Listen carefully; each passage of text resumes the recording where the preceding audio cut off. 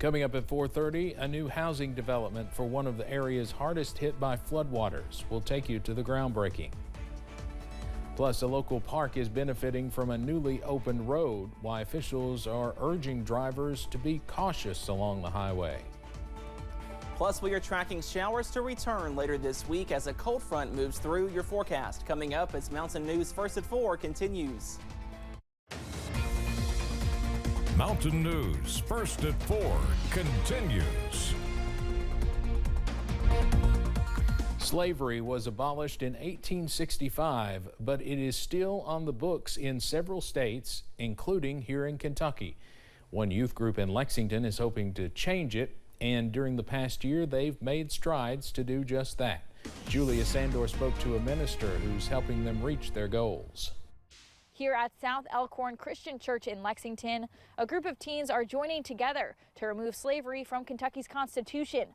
They've already spoken in front of City Council here and also in front of state legislators. It's written in Section 25 of the Kentucky Constitution. It reads, "Slavery and involuntary servitude in this state are forbidden, except as a punishment for crime, whereof the party shall have been duly convicted." I was preaching a sermon on Philemon and brought up the issue of slavery and mentioned that slavery still exists on the books in Kentucky in Article 25 of Kentucky's Constitution.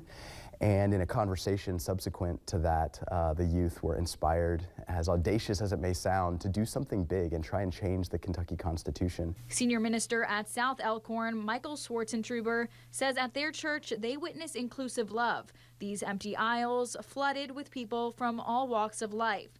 It's that community which led their youth to take that extra step and stand before state legislators asking for change. And slavery is obviously an awful thing that was created out of hate, and it shouldn't have been a thing, and it certainly still shouldn't be a thing. Already drafting a resolution with the Fayette County Human Rights Commission, the group isn't done, and they plan on advocating throughout the legislative session. These kinds of changes don't happen overnight. There may be some hurdles, there may be some new partnerships and relationships that are formed, and this is all part of the beautiful mess that is being in community with each other.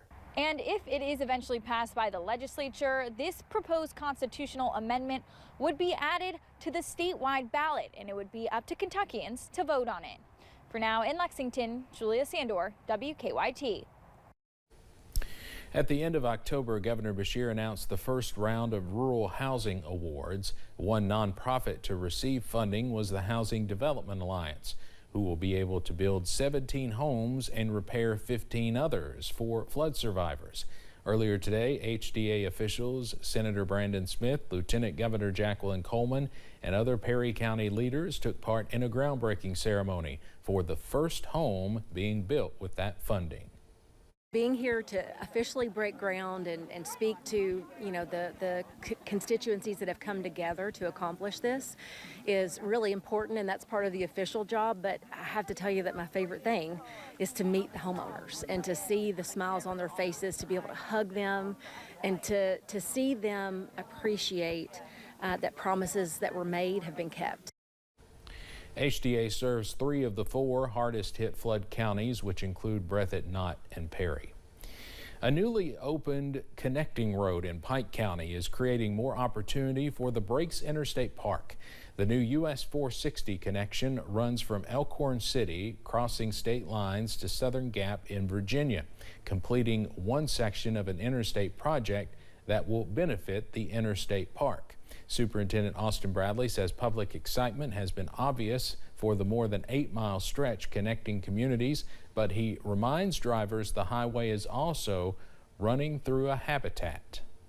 We're trying to really get the message out there that when people are traveling this corridor, that they need to be very vigilant about the number of animals that they could potentially encounter. Bradley says the new road will not only be beneficial for tourism at the park, but will help its neighboring areas. We'll have more about the connector coming up at 6. Well, it's a nice day for a drive or a hike across the region as more dry but also comfortable weather continues across the region. Here's a live look from the London Corbin Airport. And again, we are partly sunny. That temperature close to average at 60. Most of us right now in the upper 50s and lower 60s. We are sitting at 61 over in Somerset, 62 for Manchester, down to 55 in Pikeville, also Grundy. So a little bit cooler in the Big Sandy Valley. But again, we are all cooler today compared to Monday, thanks to that dry cold front that passed over the region yesterday. So we are about 1 to 5 degrees cooler in some areas on your Tuesday. But again, that is short-lived as some more above average weather is on the way by Wednesday, also Thursday. We should be in the upper 50s. We top out close to 70 on your Thursday. And same story this afternoon, another clean sweep across the region on first alert pinpoint Doppler as high pressure sits over the mountains, and that will continue also into your Wednesday and Thursday. So a carbon copy forecast on the way for the middle of this week. So we are tracking that fire danger to continue into Wednesday and Thursday, but some better news on the way as more showers are likely by Friday, all thanks to a cold front, and then we're trending cooler for this weekend. Those details coming up in just a few minutes. Steve? Cameron, thank you. With Israeli troops surrounding Gaza's largest hospital, Palestinian authorities are proposing a supervised evacuation of the complex where many civilians are sheltering.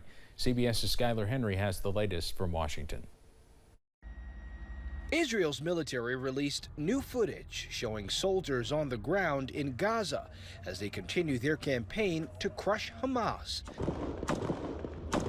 The IDF says it's now in control of the Hamas parliament and other key government buildings. Hamas released footage of its own, showing one of its fighters firing a bazooka. As the conflict rages into a 6th week, the humanitarian crisis continues to grow. Palestinians used hammers and their bare hands to find survivors at this site of this refugee camp, hit by an Israeli airstrike late Monday. Fighting is also intensifying around Gaza's Al-Shifa hospital. Israel claims Hamas is using the medical center as a command post, but Hamas denies the accusation. Hamas and PIJ members operate a command and control node from Al-Shifa Hospital in Gaza City. They have weapons stored there. Gaza's Hamas-run health ministry says at least 40 patients, including 3 babies, have died since emergency generators there ran out of fuel Saturday. Israel's military says it's trying to deliver incubators to potentially move babies to safer locations. Our war is against Hamas, not against the people in Gaza, especially not the sick. Israel's Prime Minister Benjamin Netanyahu says he's working relentlessly for the release of the hostages being held. And President Biden had this message for their families. Hang in there, we're coming. Hamas says it's ready to release up to 70 women and children hostages in exchange for a 5-day ceasefire. Skylar Henry, CBS News, Washington. The Hamas-run Gaza Health Ministry says more than 11,000 Palestinians have died in the conflict. At least 1,200 Israelis have died.